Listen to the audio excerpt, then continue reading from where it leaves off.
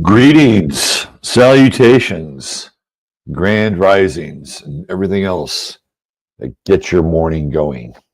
Like little Peachy. That's right. She's my little cup of coffee at the start of the day. Oh, yes. That's right. That's right. Okay, you go back down here now. What's happening, everybody?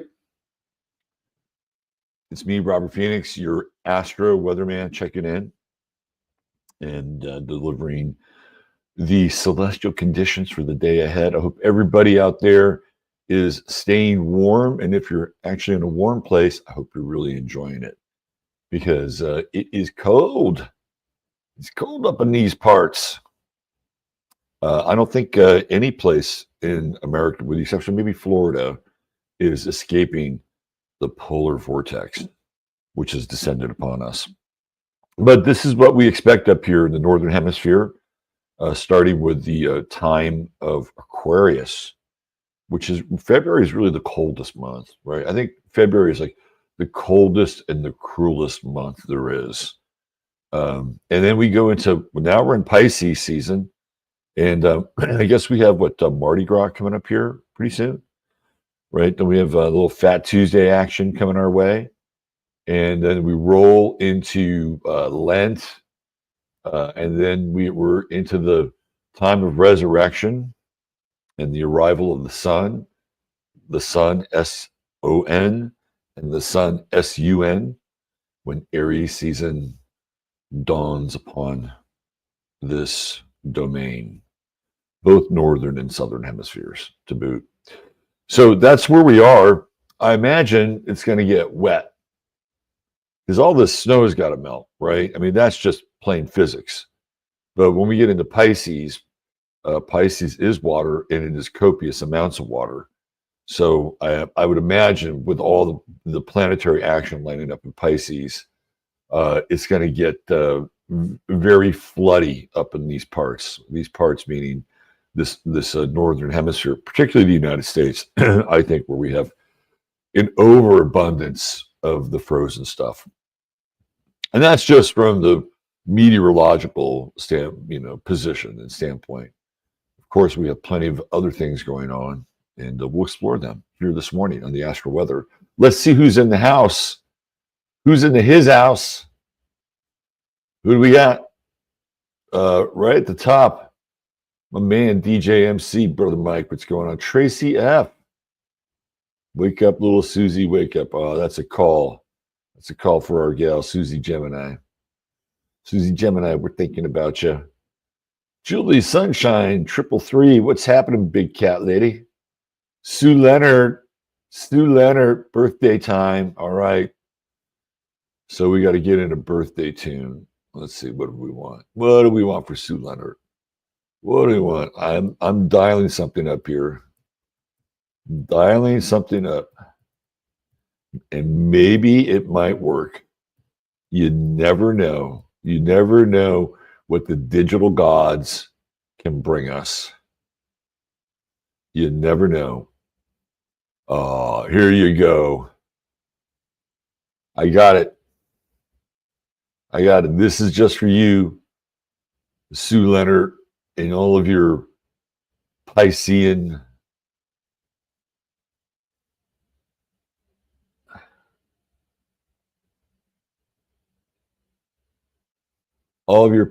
glory. Here we go. Again, I'm going in blind on this, sort of, or maybe without audio. Here we go. Let me see what we got here.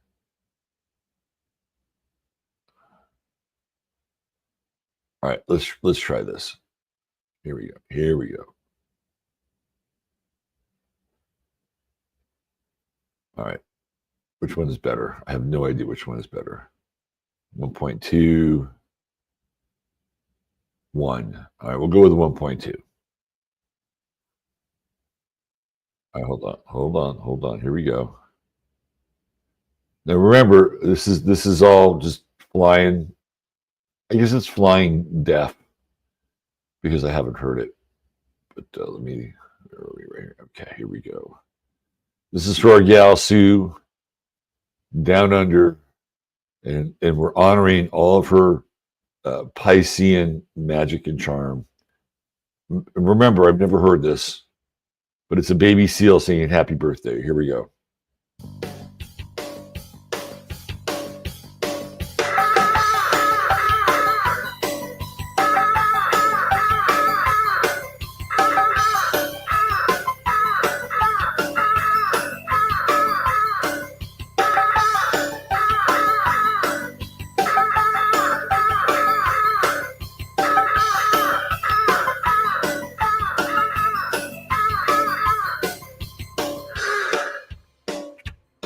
What the fuck did I just watch?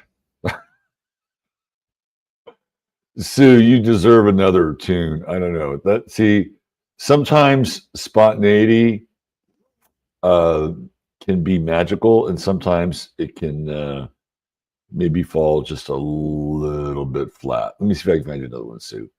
I mean, in some ways it was kind of interesting, but I didn't get birthday out of that at all. Somebody was kind of trolling us a little bit. Let's go with something a little more. We'll go with something a little more prefab, right? We'll go with a little prefab effect here. So let's try one more time. This goes out to our good friend Sue down under, celebrating her 30th birthday today.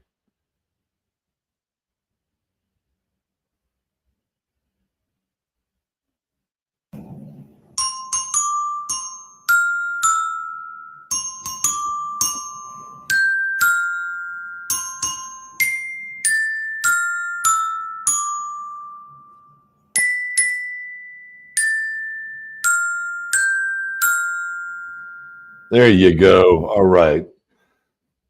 Kind of the digital hallmark effect, but we'll take it anyway. Happy birthday, Sue. Wishing you a great solar year. Okay. Back to the show. Well, we're in the show, just a different part of the show. Tammy Lynn's with us. Ms. Behaving to Barbara Boots. Even shortly for a 2-hour appointment. That sounds very, very important. That sounds serious. 2-hour appointment. Man. Scott Jerzik, what's going on, brother? Janice Phillips. First time this week. Still no baby goats. Keep us posted. Jackie Delario in the house. Christina Jerzik right behind her. Artist Sear, the lovely and talented one. Saving Austin one tooth at a time. It is Dr. Joan S. There she is, Mad Maxine. Lynette Jardine. Oh, there's Robert Phoenix. Robert Phoenix. Hi, Robert. Good to see you. Brandy Hedada. Susan, more snow. 15 degrees in Middle Tennessee. My Endless Road. The Endless Road has a little bit of a road stop here. Good to see you. Good morning. Jill Wong checking in from sunny Mexico. And then we got Queen Lisa checking in from sunny Florida. Bringing some rays and sunshine into the chat. Integrity and Karma, Lorena.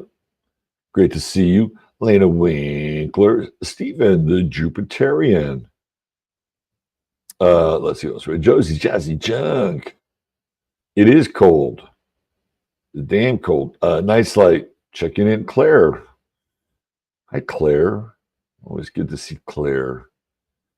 Let's see. Oh, your Pyrenees wants to play outside. You should hook up with Inky and Barbara and have a play day in the snow with the dogs. Night of Cups, feeling better. Glad you're here. Good to see you. Janine checking in. What's happening, Janine? Our gal Warlanda, the Queen of Scream, checking in from Southwest Virginia. What's going on, War? Good to see you.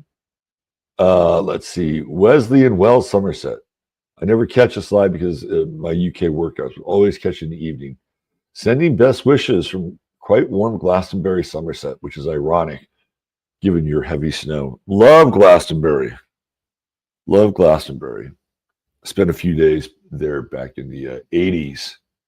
It was just me by my lonesome up on the tour. sitting cross-legged, seeing the Valley of Fog and all these other mounds which made up the great civilization of Avalon. Charming and magical place. Would love to go back. Let's see who else we have here. PB, what's happening, PB? Okay, uh-oh. We got a prayer alert here. Oh, boy. I'm so sorry, Janine, if you haven't been burdened with enough. Oh, all right. Well, let's. I hope is a little weak, but let's hold this young woman in our thoughts, and may the great and loving grace of God reach into her spirit and her heart, and uplift her and redeem her, and chase the darkness out and banish it from whence it came. And may she return in a loving, open, warm, safe, and ultimately courageous place. And we wish that for Janine's granddaughter. Lady Virgo, what's happening? Astrology, Jai-Rep, howdy back. Healing Heart Rosie, Rosie, I got your text. I shall respond accordingly. Hanging Laundry is here. Ratchet Boot, what is up? What's up, Ratchet Boot?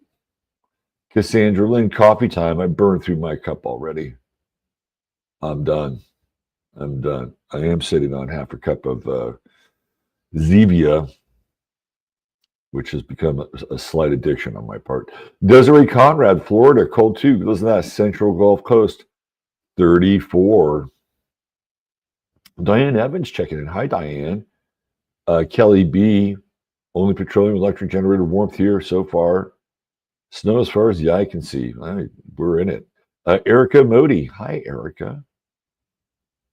Magic Cat with an ICK checking in. Maya Rose also in Mexico. Pisces season is always cold. It can be. It's the end of winter. But every now and then here in Texas, we will get an early dose of spring. I've seen that more than once here. Laura E. with us, Rainbows and Butterflies. Moon Sprout, Easter is so late this year, maybe Taurus season. Have you guys heard that there's this theory about Easter in 2026 and the position of Regulus on Easter 2026? Have you guys heard this? One of the theories that's being bandied about is that is the time where Christ will return. I think I'm going to try to explore that on the Sunday night show. See if it has some legs. I don't know if you guys have heard that, but I've been picking up the chatter on Easter of 2026. The combination of Pisces Scorpio can be rough. I agree with that, Claire. I agree with that. Let's see. What else do we have here? The moon has moved into Sagittarius. Oh, yes, but it is squaring the sun. Squaring the sun. We'll get into that when we get into the weather. Oh, thank God for a little cloud cover. Okay, who else before we jump in here? Anybody else? Ambergeddon. You got to say hi to Ambergeddon. And Soul Traveler. That's right. Zerlith Immortal. I'll be on with our guy Steve next week. Melissa Stanton. Also a Floridian. Why do you light? So why don't you light these? Because during the day it doesn't look good. It only works at night. So I am actually working on a replacement sign, which will be white. I just have to build it, and it'll be bigger. So during the day it will look white, and you'll be able to see it. And at night, when I light it up, you'll be able to see it even better. So that was actually left over from another studio idea that I had. But thank you, Erica, for bringing it up. It reminded me that I need to build it.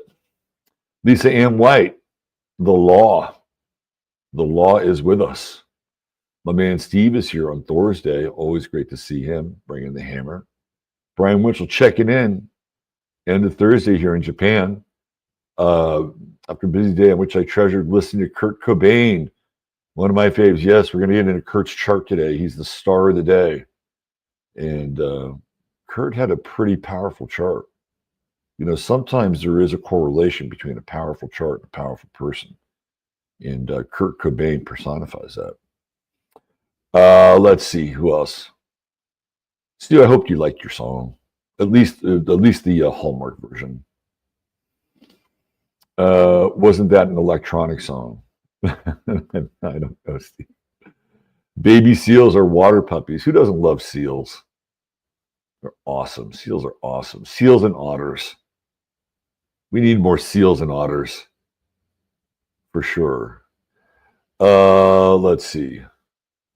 Now, if the first seal played, I'd have been thrilled. The first seal was, I don't know. It was kind of, it was like Max Headroom shit. Right? Max Headroomy. Let's see. Anybody else? Oh, Tom Jordan. Tom Jordan's in the house. Anybody else? Anybody else? Anybody else? Kabuki, hey, Bo. What's happening, Bo? And Charlie. There's our man, Charlie. La Chingona. ¿Qué pasa? Welcome to the show, ASHDD. Bill Brockman. We got an all-star cast in here. Kelly Boyles is with us. Darren Lewis, the loved one. Oh, man, we are loaded. We are locked and loaded. Moira in NYC. We are together. Kanya Curtis from Athens, Greece. We are international. We are global. We are interdimensional. And we are about to jump into the weather. Welcome to the show. All right, let's get into it. Oh, when I'll save this for another day. Don't worry about it. La Chingona is over in San Antonio. Not too far from here. Not too far. All right, let's zoom in. So the thing that really jumped out to me today about this chart is the moon and Juno. They both entered Sagittarius together. Wow, that's kind of auspicious, isn't it?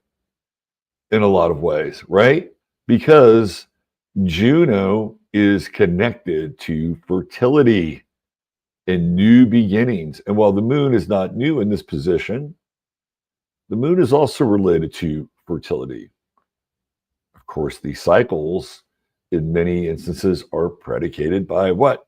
The moon, la lune, right? So this is a very interesting introduction into the cosmic story today. This is the birth of something new.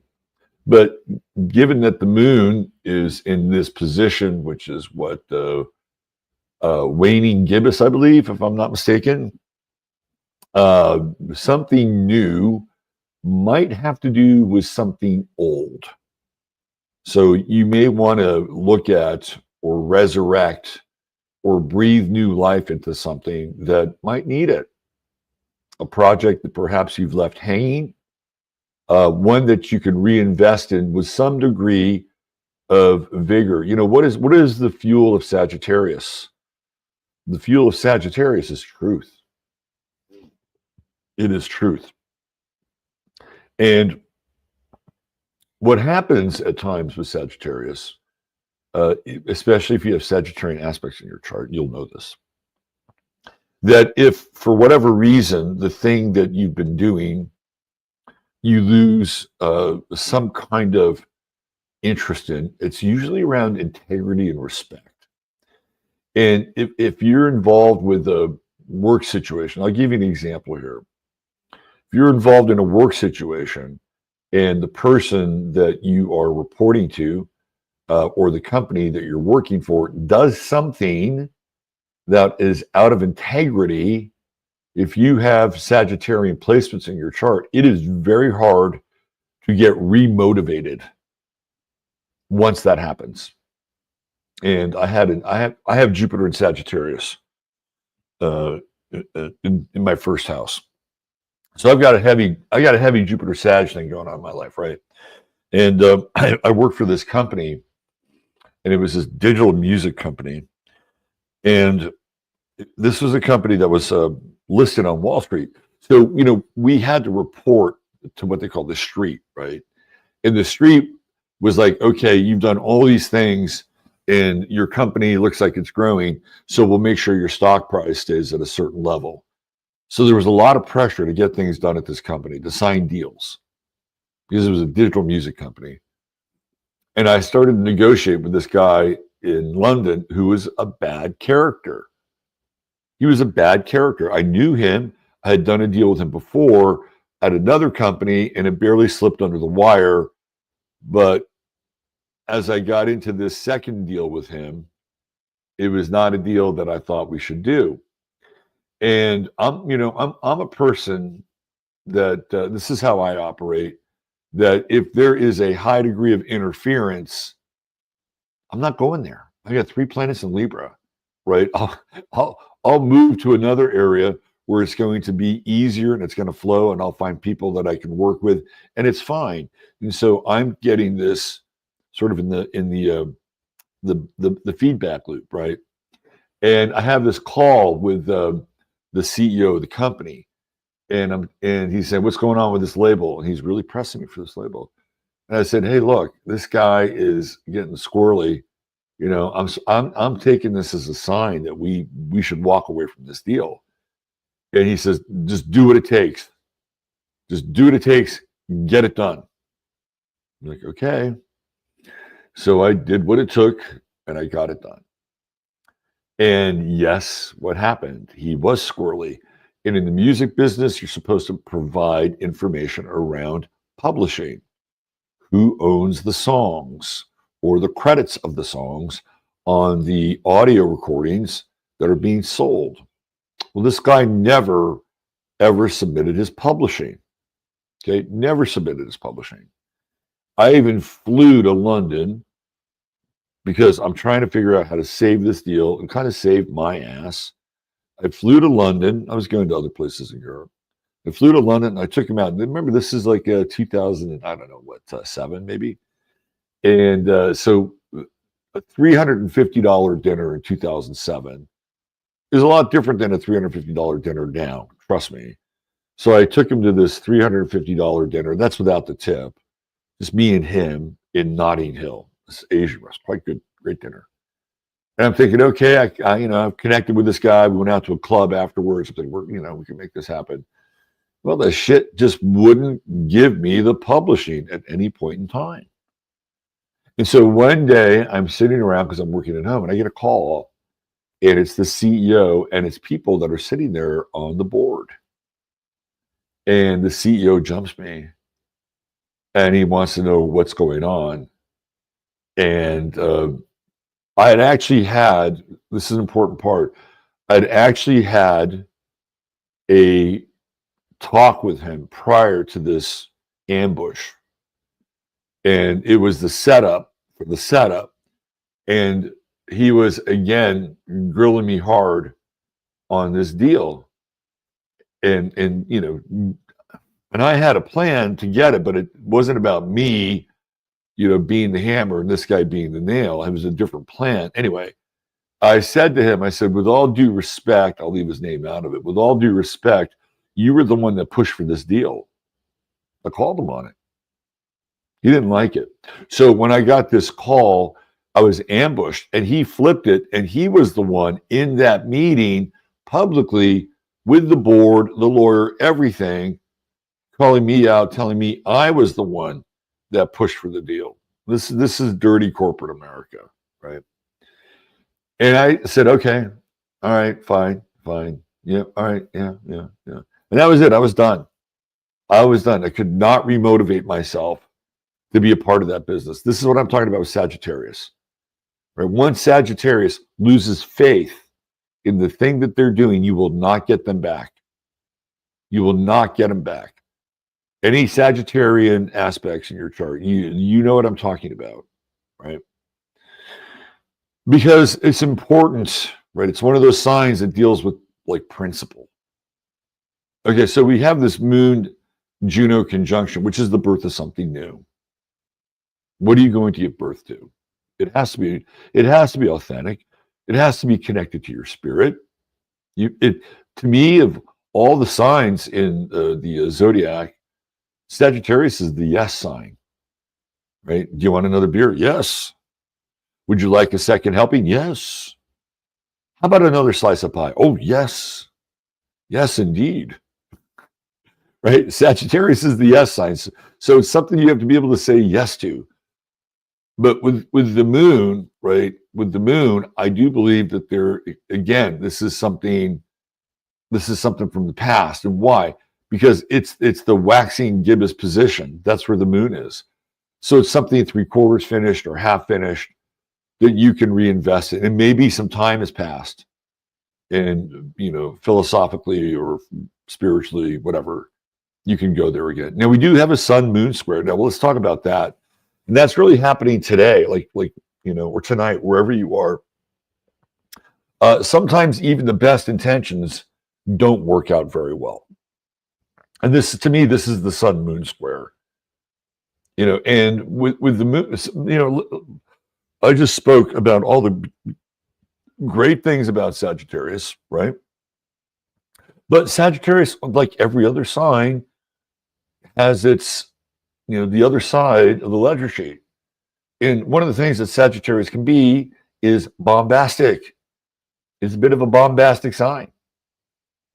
And when we have the moon in Sagittarius, even it's waxing gibbous, right, squaring the Piscean sun, it's a very interesting combination. There's a lot of self-righteousness with this. So I would consciously avoid the full embrace of self-righteousness. There's things to be hatched here, right? The moon is in sextile with Pluto, which is great, fantastic. And Pluto in Aquarius makes it kind of a bigger enterprise in some ways. I don't want to use the word greater good because it's become such a watered down and loaded phrase. But there is some truth to this moon Pluto sextile with Pluto in Aquarius. There's something about it that's quite visionary if you can lift it up. If you can lift it up and bring it to a level that other people can participate with. And of all the signs, Sagittarius is very open, but it also has another element of being quite judgmental. There's a sort of a judgmental orthodoxy that goes along with Sagittarius.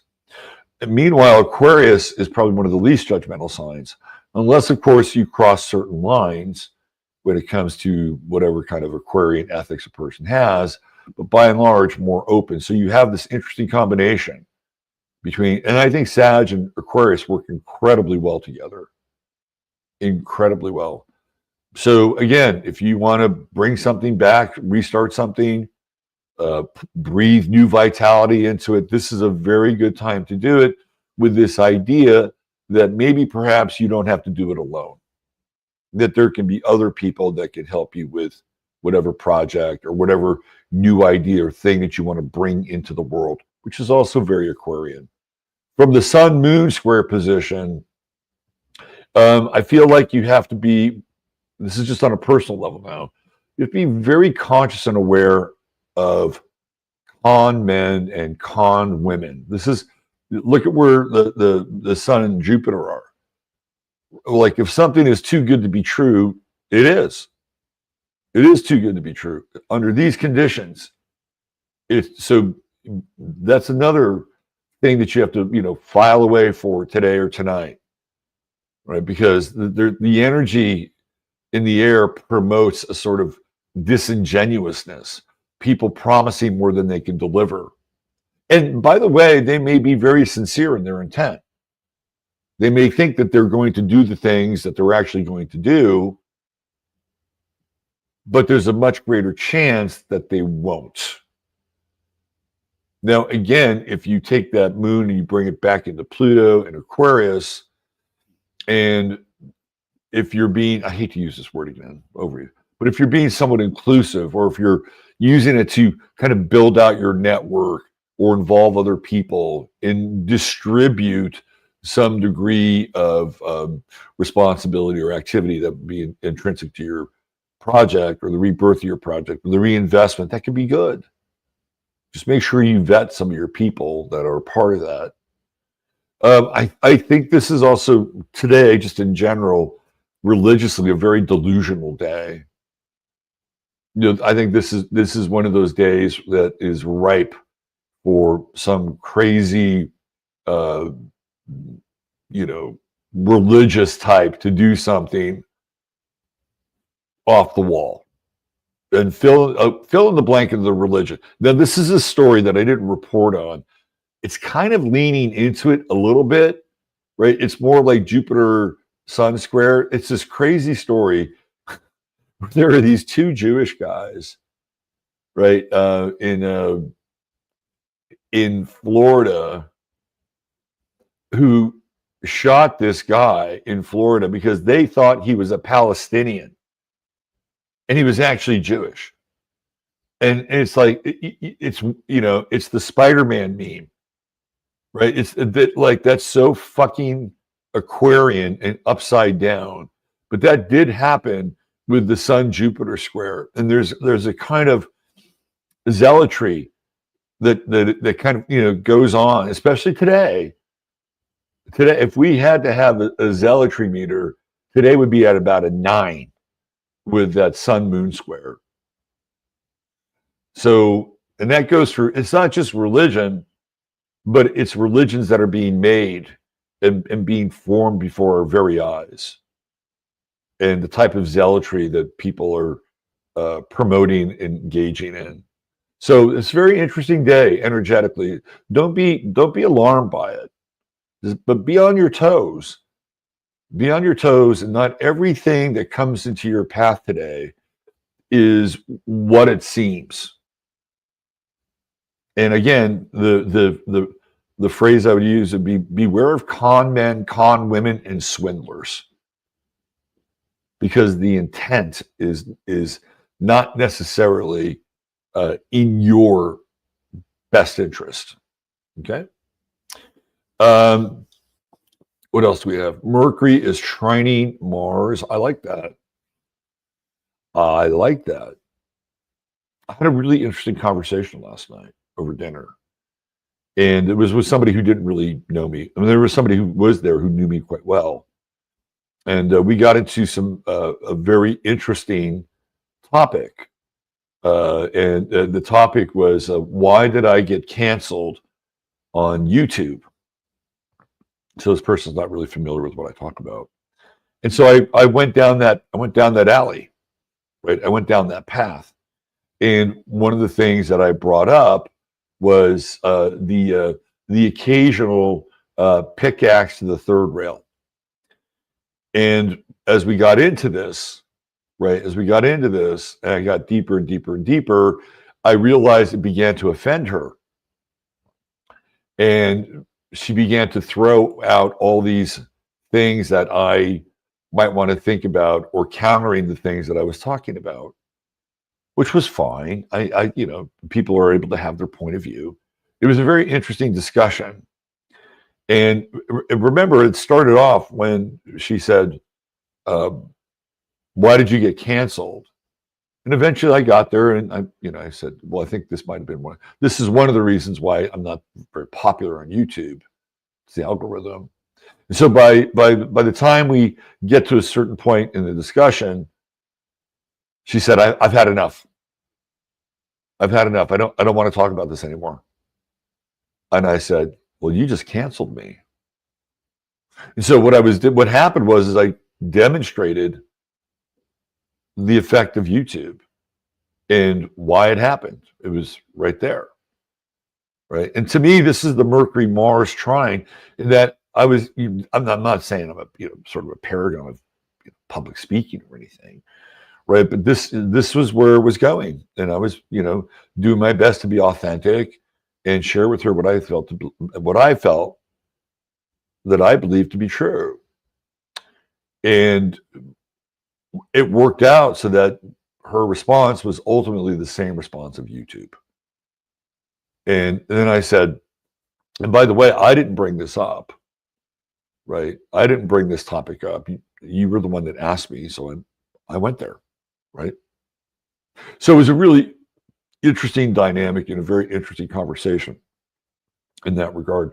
And the reason I'm bringing it up is because this Mercury Mars trine, I think, is very helpful with hanging in and staying with conversations, and conversations that might be a little uncomfortable, right? And Mercury in Pisces isn't necessarily known for its didactic or oratory skills, but with this alignment with Mars, I think it's very interesting in that, you know, you can sort of flow into that channel and kind of hang in there a little bit, right? Because that's the nature of Cancer. Cancer is always like hanging in there, you know, clinging on in some ways.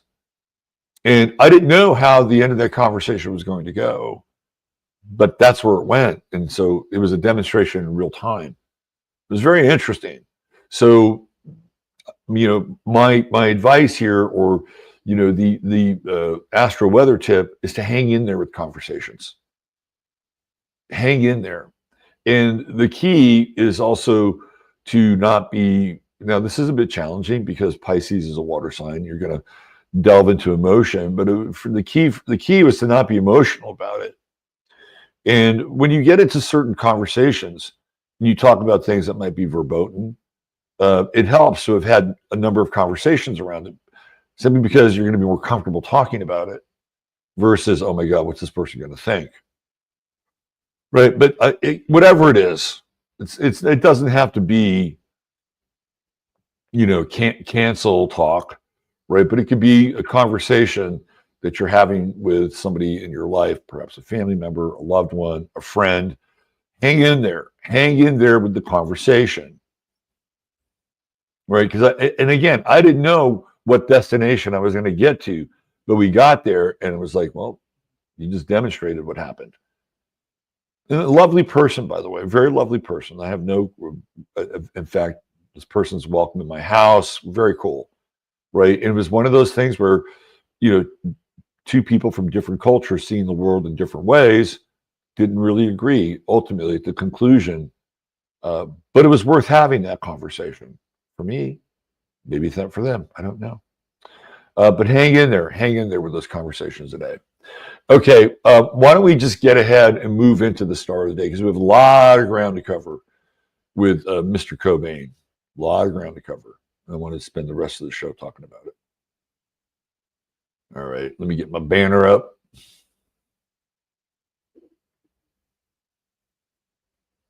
There we go. All right, so the star of the day, today's star of the day, the True Hemp Science star of the day, is Kurt Cobain, who has to be on the Mount Rushmore of rock, right? Kurt Cobain has got to be up there with Morrison and Hendrix, you know, the icons who have passed away. I believe he's part of the 27 Club, if I'm not mistaken. He's there, right? He's iconic. And rock stars are almost always more iconic in death. And he was the guy that, you know, the weird thing about Cobain is that I believe his death sets a portion of an entire generation into depression. Now, when he was popular and famous, you know, peak Nirvana. By that time, I was in my 30s, 30, 31. And the interesting thing about Kurt Cobain and Nirvana is that I was living in Olympia, Washington. And they were there when I was living there. But I was not part of their independent music scene at that time. and the label that was associated with Olympia was a label called K Records. And I hated their fucking music. They had groups like the Peaches. It was very kind of like very twee, like their musical inspiration was this really terrible group called the Shags. They all loved the Shags. And it was kind of like, this, and I don't mean to offend anybody who likes this music, by the way, but this is just my take. It was really like sort of the twee version of DIY. So you had the thrasher version of DIY, the punk version of DIY, the hardcore. This is the other side of it, right? These were the geeks. These were ultimately what would become the riot girls kind of come out of the scene.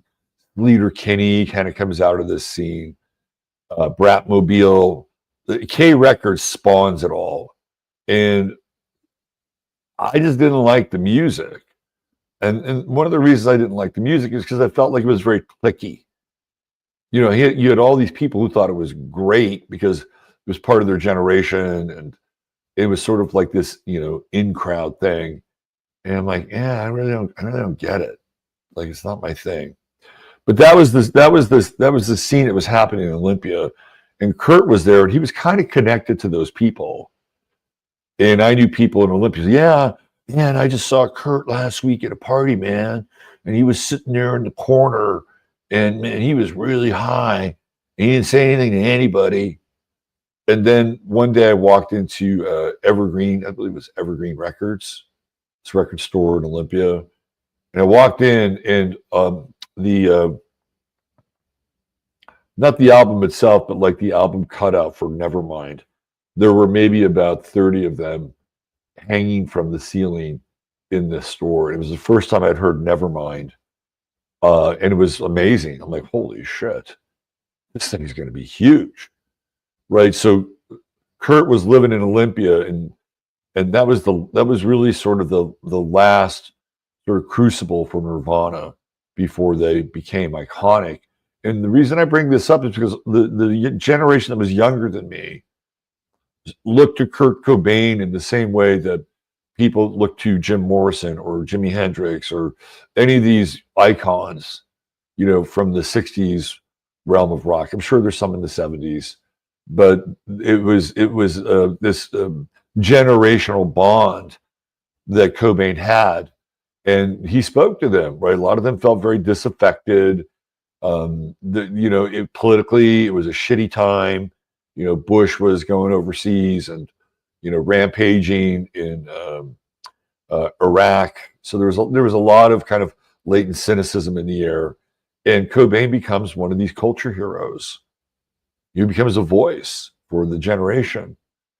And when this thing happens, the death, we're going to call it the death. I think it really just is a kick to the gut for that generation, particularly young men. And then what you have after Nirvana is, kind of the birth of emo and emo core and, kind of Muppet sad rock, right? And it's all very intense and very emotional. I don't know what the hell they're singing about half the time, but it's got to be important because it has to do with their feelings, right? There's a lot of like feeling going on, but it's never really resolved. It's like the death of Kurt Cobain. Oh, the wound was already there, and he was kind of exposing the wound, and he was, kind of addressing it in his own way. And then he dies, and then what happens? Oh my God, the wound is big, and so now you have this generation of young men and musicians who create music that is really depressing. Really depressing. And I think Cobain kind of ushers this in some ways. I'm not blaming him, but this is the impact and the death that he has on people. And it just, blows the hole out of a bottom of a certain segment of Gen X. All right, so let's look at his chart. Virgo rising. What do we know about Kurt Cobain? He had problems with his stomach. Well, that was the word in the street, right? He had problems with his stomach, and well, some people would say, "Oh, well, that's he would take these drugs to deal with his stomach problems." It's interesting because I think who is it? Is it Stone Gossard? I think Stone Gossard of Pearl Jam also had what endometritis. What is it when they cut out part of your intestine? He had that. So I don't know. Maybe it's something in the water in Seattle. But I also think that Kurt did have a drug problem, and some of those quote unquote stomach problems were related to his drug problem. So he's got Uranus on his ascendant. Come on, he's a rebel, right? That's what he does. That's who he is. That's rock and roll right there, ladies and gentlemen. And just off the cusp of the ascendant, even though it looks very far back, there is Pluto. So he has the Pluto-Uranus conjunction on his ascendant. It's very powerful, extremely powerful. He was born in 1967, which is the year of the sheep, which in Chinese astrology is what? It is ding, ding, ding, ding, ding. The sign of Cancer, right? 68 is the monkey, which is Leo, so it's the previous sign. So he's got a lot of water going on, both from the east and the west. But Pluto is intense, right? That's the nature of Pluto. And there's going to be moments with Pluto where you're going to have that phoenix-like moment. You're going to have to go through something and come out the other side. Contrary to popular belief, I don't believe he's Rivers Cuomo from Weezer. I don't think that happened, although people will tell you that he is. I'm not sure that. I don't believe that. Because there's a police report and a police record and an autopsy and all things that go along. Anyway, but that's Pluto. So there's also this intensity with Pluto. But again, Virgo rules digestion. And with Pluto and Uranus there, Kurt would have a difficult time with that. But he's got a very powerful chart, right? Remember I said sometimes we can see the power in the chart with an individual. Here it is. He's got Jupiter in Cancer. It's retrograde, but it's still there, right? True. He's got Juno in Leo, and it's in the 11th house, which is what? Groups. And he is the undisputed leader of Nirvana until he's not. Until the until the what am I going to call Courtney Love? I don't know, man. I was going to call her the white trash Yoko Ono, but I don't think she's really white trash. But let's just call her the sort of the grunge version of Yoko Ono. Jupiter trine Neptune, right? And over here we've got Mercury, Chiron, Venus, Saturn, all part of this grand trine. And one of the things that I think does make Kurt Cobain great is this grand trine.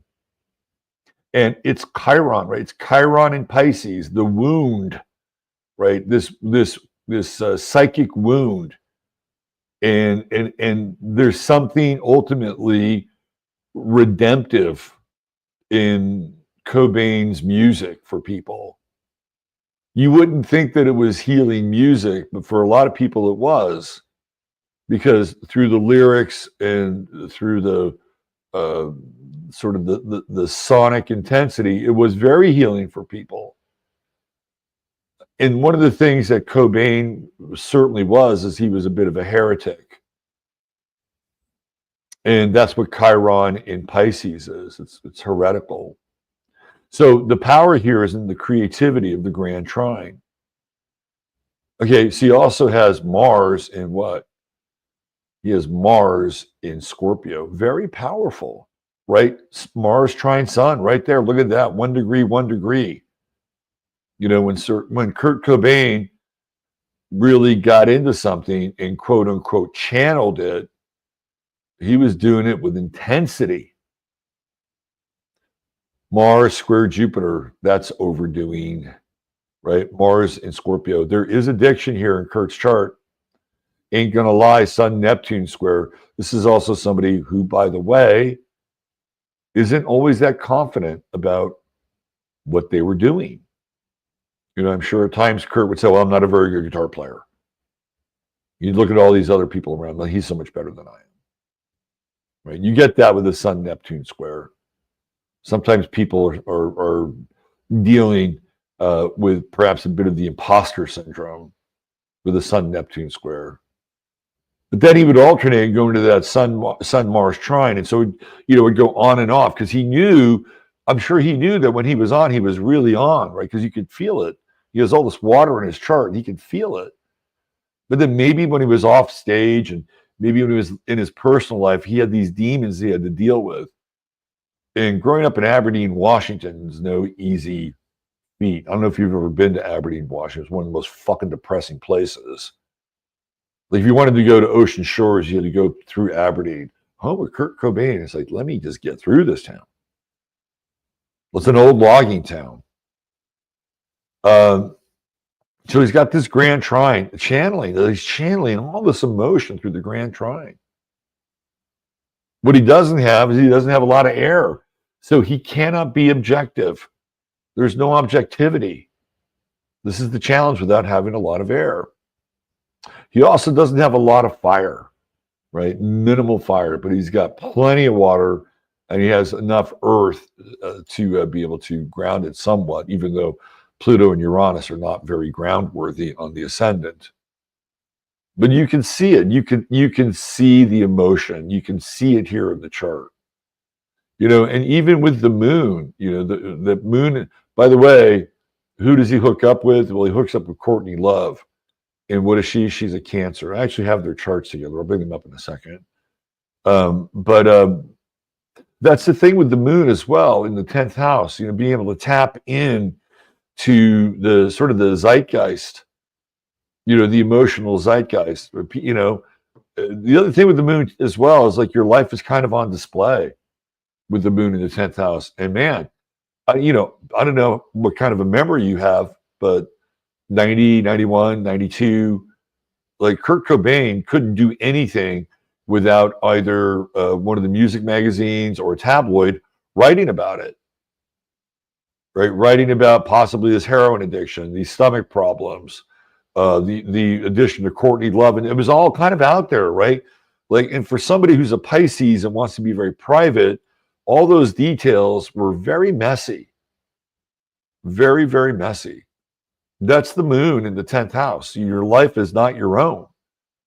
And there are strange, at times, serendipitous events with the moon. But conversely, from an emotional standpoint, especially with this grand trine, even though the moon is operating outside of it, right, we do have this Mercury moon trine. And so he's literally able to give voice to how people are feeling. And this is the power of Kurt Cobain. And as a result, Nirvana. Let me bring up Courtney. So I spent a lot of time last night trying to figure out if Courtney killed Kurt through astrology. And I don't have enough time. Maybe this is something I can do on Sunday night because there's some very interesting things going on here. Let me see if I can get this on the radar here. Okay. All right. So I'm gonna bring here. Hold on. Where are we? Hold on. What is this one? I got all these fucking charts.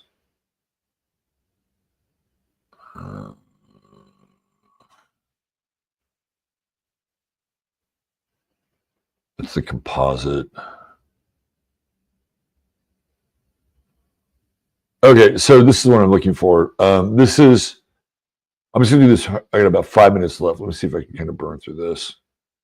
But this is the synastry chart with him and Courtney Love. You can see the hookup, right? So Kurt is here on the inside and Courtney's on the outside. I mean, you can see the hookup, but she is dominating him, right? It's his moon and her sun. So she is playing the more masculine role in the relationship. That's the way it is, right? So there's a nice connection there. I mean, sun moon conjunctions are marriage worthy. But who's driving that bus? It's not Kurt Cobain. It's Courtney Love. And I also find it very interesting here that her Mercury is on his Juno.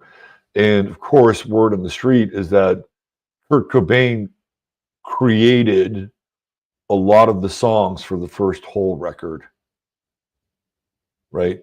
So that, I mean, there's some people that think that Billy Corgan might have been involved in that too, because Courtney Love was courting both Billy Corgan and Kurt Cobain at the same time. That's a different story. But I do believe with her Mercury and his Juno in Leo that she was the beneficiary of that energy.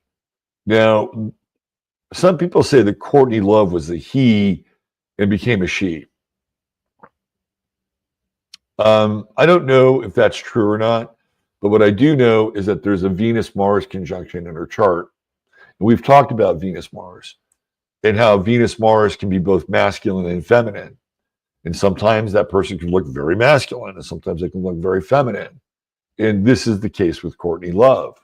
And it's in Gemini, so boy, have fun with that, right? And Venus here is slightly in front of Mars. So believe it or not, you're going to get a little more feminine than the masculine with Courtney. But in Gemini, they're all kind of mashed up, right? They're all kind of mashed up. So that Venus is also right in his midheaven. Of course, what's he going to do? He's going to notice her. Now, again, right, what do we see down here? We see Saturn, her Saturn on top of his sun. So her sun is on top of his moon. Her Saturn's on top of his sun. This is a dominant relationship. This is a Courtney Love dominant relationship.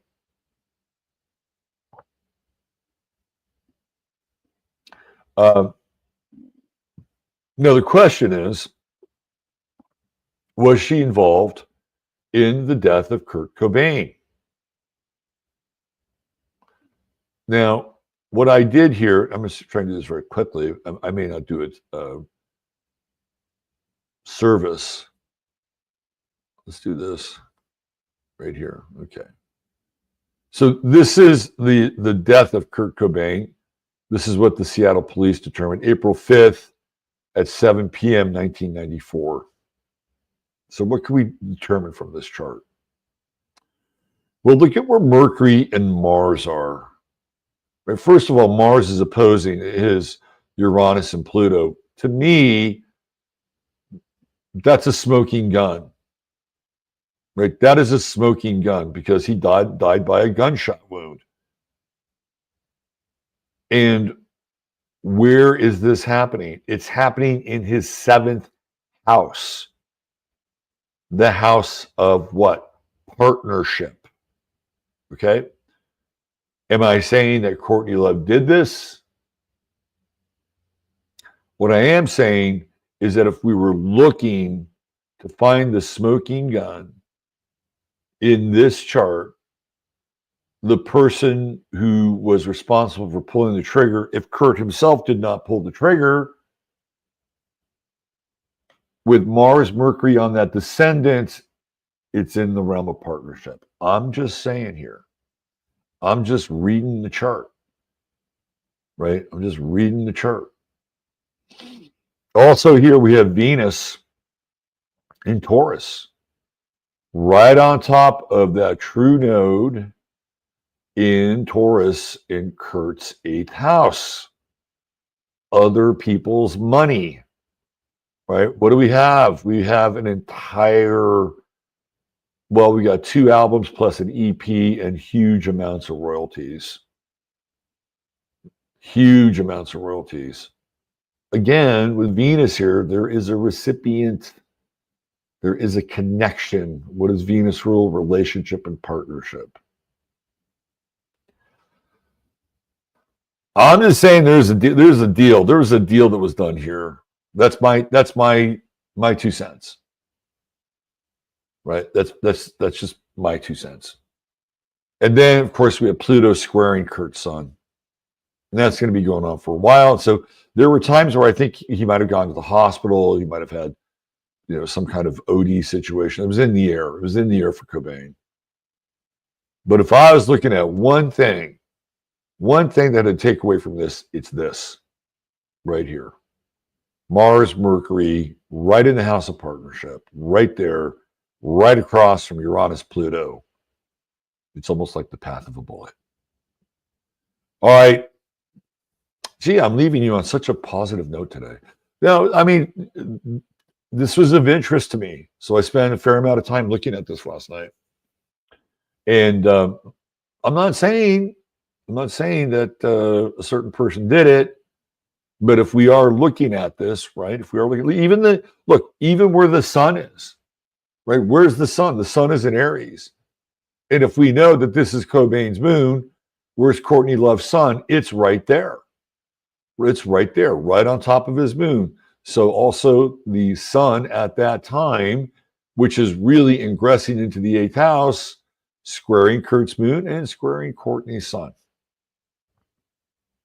So if you're looking at this astrologically, you have to ask yourself, does this add up? I'll let you be the judge of that. All right. Thanks for being here. It's always a pleasure. I'll be over on 15 Minutes of Flame. We'll be talking about Miriam Adelson and also the craziness of air travel. We'll get into that a little bit today. So please join us.